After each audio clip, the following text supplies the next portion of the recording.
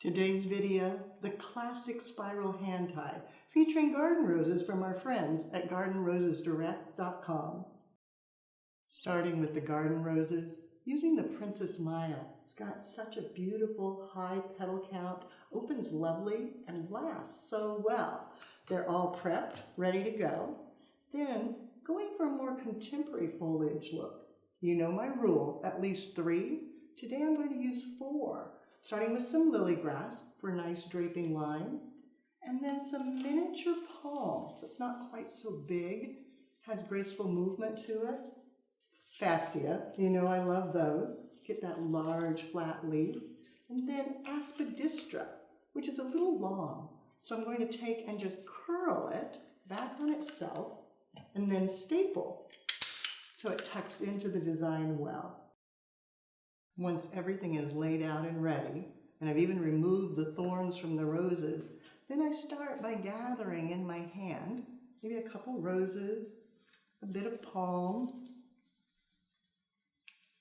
maybe one of the aspidistra, and then I clutch that with a finger and a thumb, and then I start working in a spiral format, putting the head one direction, stem in the opposite, turn it, bring in another leaf, another rose, turn it, and every time I keep the heads going the same direction, the stems the opposite direction.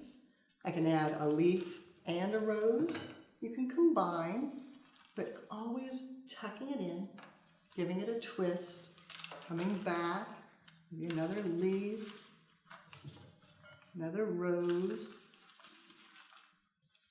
little palm. And as I work, I can give it a little tug if I want it to be taller, just moving it in place, and then tucking in additional blooms.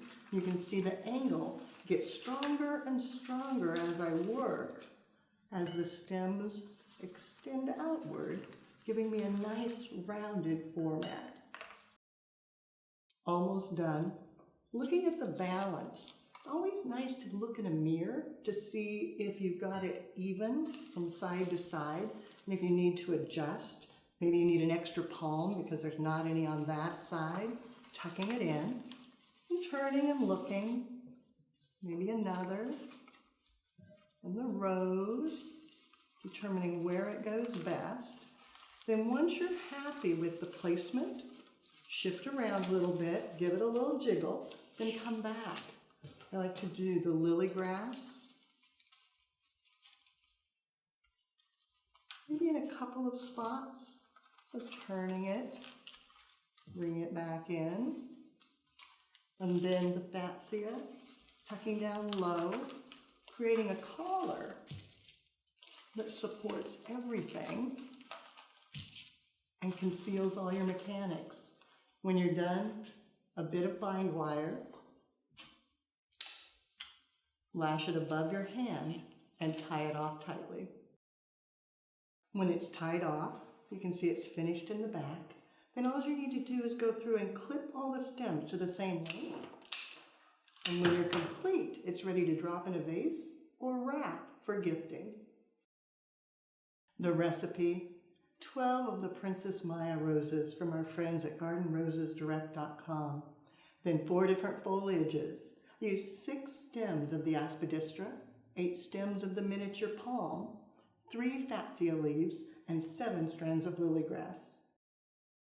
Garden roses make such wonderful bouquets. They're not just for weddings. They're beautiful for centerpieces and gifting to friends. You'll find more creative inspiration on our website, flowerschool.com. If you have questions, you can reach us through there. Now it's your turn. Find 12 fabulous garden roses, gather foliage, and create a bouquet. Be sure to take a picture, post it on social media, and hashtag Floral Design Institute. That way we all can see what you do as you do something you love.